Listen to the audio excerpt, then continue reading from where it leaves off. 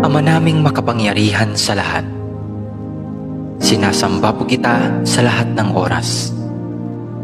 Maraming salamat po sa isang buong araw na nagdaan na puno ng biyaya, pag-ibig at kaligayahan.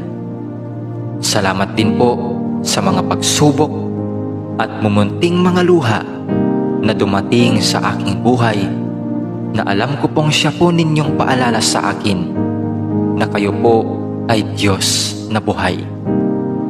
Maraming salamat po sa pagbabantay sa akin at sa aking pamilya at mga kaibigan sa loob ng maghapong ito, at sa paggabay sa amin sa mga pagsubok na aming nakasalamuha.